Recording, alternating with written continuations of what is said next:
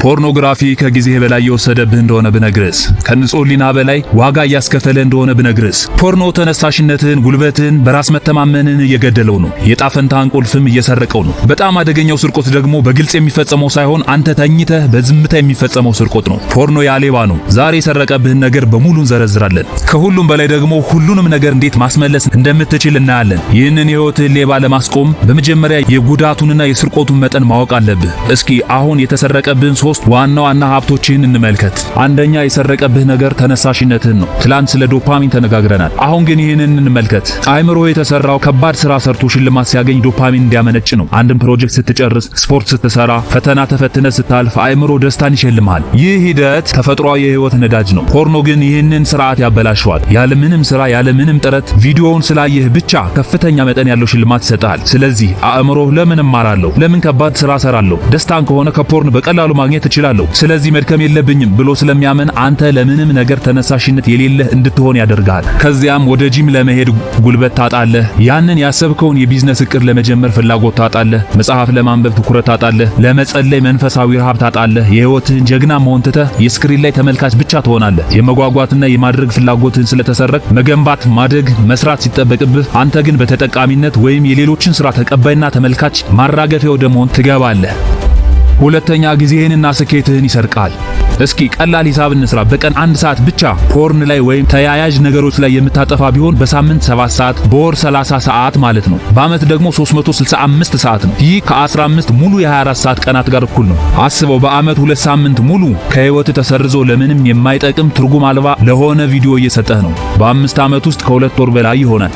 በ10 አመት ውስጥስ ወደ ግማሽ አመት የሚጠጋ የህይወት ጊዜ ይሆናል። በዚያ ጊዜ ምን ልታደርግ ትችል ነበር? ምን አይነት ክህሎት ልትማር፣ ምን አይነት ንግድ ልትገነባ፣ ምን አይነት ግንኙነት ልትመሰርት ትችል ነበር? ጓደኞች ሙያቸውን ሲያሳድጉ፣ ቢዝነስ ሲጀምሩ፣ ቤተሰብ ሲመሰርቱ፣ ታዋቂ ሰዎች ሲሆኑ፣ በእምነታቸው ሲያድጉ፣ አንተ ግን በፖርን አዙሪት ውስጥ ተይዘሃል። ዛሬ ማየት፣ ነገ መጸጸት፣ ከነገ ወዲያ እንደገና ማየት። ይህ ደግሞ የስኬት መዘግየት ዋናው ምክንያት ነው። ሶስተኛ ግንኙነቶችን ሁሉ ይሰርቃል። ይህ በጣም ስውር ግን በጣም ደግሞ አደገኛ ስርቆት ነው። ፖርኖግራፊ ሴቶችን የምታይበትን መንገድ ይለውጠዋል። እንደ ዕቃ እንድትመለከታቸው ያደርጋል። የአእምሮ ለውጡ ይሄ ነው። ፖርን አእምሮን የሚያሰለጥነው ለቅጽበታዊ ምስላዊ እርካታ እንጂ ለረጅም ጊዜና ለስሜታዊ ቅርርብ አይደለም። እውነተኛ ግንኙነት ደግሞ ስራን ይጠይቃል፣ መተማመንን፣ መከባበርን፣ መነጋገርን ይጠይቃል። ፖርን ግን አንድ ጊዜ ብቻ ክሊክ ማድረግ ብቻ ነው የሚፈልገው። በዚህ ምክንያት በእውነተኛ ህይወት ውስጥ ከአንድ ሰው ጋር በስሜት ለመገናኘት ትቸገራለህ። ስለ ፍቅር ያለህ አመለካከት ይጣመማል። እውነተኛ አካላዊ ቅርርብ እንግዳና የማያረካ ሆኖ ይሰማሃል። በንጹህ ዓይንህ ማየት ይሳናሃል።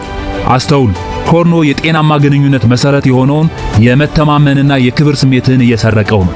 በሚገርም ሁኔታ ግን ኢየሱስ ክርስቶስ ራሱ ስለዚህ ሌባ ማንነትና ስለሚሰራው ሥራ ተናግሯል። የዮሐንስ ወንጌል ምዕራፍ 10 ከቁጥር 10 ላይ እንዲህ ይላል፣ ሌባው ሊሰርቅና ሊያርድ ሊያጠፋም እንጂ ስለሌላ አይመጣም፣ እኔ ግን ሕይወት እንዲሆንላችሁ እንዲበዛላችሁም መጣሁ ይላል። ፖርኖግራፊ ምንም ጉዳት የለውም የሚለው ውሸት ነው። ፖርኖ ዝም ብሎ መጥፎ ልማድ አይደለም። ክርስቶስ ኢየሱስ እንደተናገረው ወደ አንተ የሚገባበት የራሱ የሆነ 3 ዓላማ አለው። እነዚህም አንደኛ ሊሰርቅ፣ ጊዜህን፣ ጉልበትህን፣ ተነሳሽነትህንና በራስ መተማመንህን ሊሰርቅ። ሁለተኛ ሊያርድ፣ ዓላማህን፣ ህልምህንና ለመንፈስ ቅዱስ ያለህን ንጹህ ልብ ሊያርድ። 3 ሊያጠፋ፣ የአሁኑን ሰላምህን፣ የወደፊቱን ትዳርህን እና የዘላለም ክብርህን ሊያጠፋ ወደ ህይወትህ ይገባል። ፖርኖግራፊ ጉዳት የለሽ አይደለም፣ የነፍስ ሌባ ነው። አንተ ግን ኖርማል ነው እያልክ ስታስመስል ዓይንህን በገዛ ፈቃድ ጨፍነህ ህይወትህን እየተዘረፍክ ነው።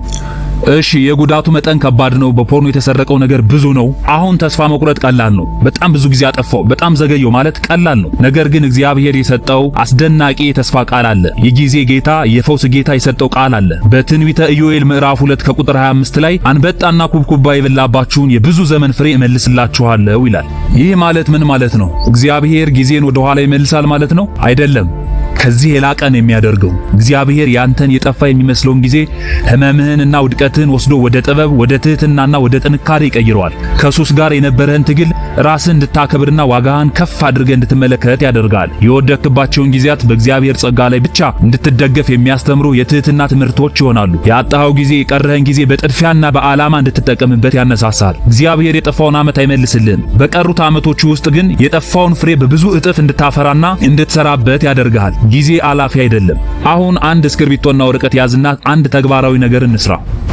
መጀመሪያ የጉዳቱን ዝርዝር መጻፍ አለብህ። ፖርኖግራፊ የሰረቀብኝ ነገሮች ብለህ ርዕስ ጻፍ። ጊዜ፣ ገንዘብ፣ ግንኙነት፣ በራስ መተማመን፣ ስራ፣ ትምህርት፣ ጥሩ አካላዊ አቋም፣ የማደግ እድሌን፣ መንፈሳዊ ህይወቴን፣ ወንድነቴን፣ ሁሉንም ነገር ዘርዝረው። ዛሬውኑ ህመሙን በግልጽ መጋፈጥ ጀምር። ሁለተኛ ለራስ ይቅርታ አድርግ። በጻፍከው ዝርዝር ጎን ላይ በእግዚአብሔር ጸጋ ለዚህ ሁሉ ኪሳራ ራሴን ይቅር ብያለሁ፣ ራሴን አልወቅስም፣ ያለፈው ሁሉ አልፏል በል። ከዚህ በኋላ ይህ ሌባ ህይወቴን አይሰርቀኝም፣ በሬን እዘጋለሁ። ከዛሬ ጀምሮ የቅድስና ተዋጊ ነኝ እንጂ እኔ ሱሰኛ አይደለሁም፣ አሜን ብለህ ጻፍ።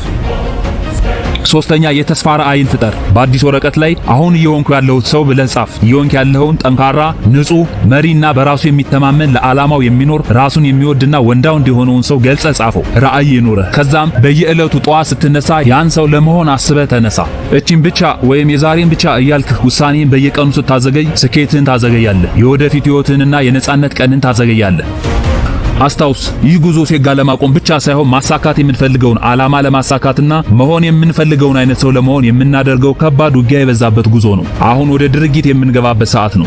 ዛሬ አንድ እርምጃ ብቻ ውሰድ። ይህንን ህይወትን ሙሉ የሰረቀውን ሌባ ጨክነ ከቤትህ ከልብህ አስወጣው። መግቢያ ቀዳዳውን በሙሉ ድፈንበት። ወደ አንተ ህይወት መሻገሪያ ድልድዩን በሙሉ አፍርስበት። ስለዚህ ዛሬ ያንን ፖርኖ የምታወርድበትን አፕሊኬሽን ጨክነ አጥፋው። ያንን ህይወትን የምትገብርለትን እንደ ቤተ መቅደስ የምታየውን የቆሻሻ ጥርቅም ያለበትን ፎልደር ጨክነ ደልተው። ያንን ዌብሳይት ዝጋው። ከዛ በህይወታቸው ተስፋ ቆርጠው አንተን ወደ እነሱ ጎራ ለማስገባት ከሚሰሩ የጨለማ አበጋዞች ቴሌግራም ግሩፕ ወይም ቻናል አሁኑን ውጣ። ዛሬ የምትወስንበት በቃ የምትልበት ቀን ይሁን። እስከ መቼ በሱስ፣ እስከ መቼ በፍርሃት፣ እስከ መቼ ከሰው በታች ሆነ ትኖራለህ?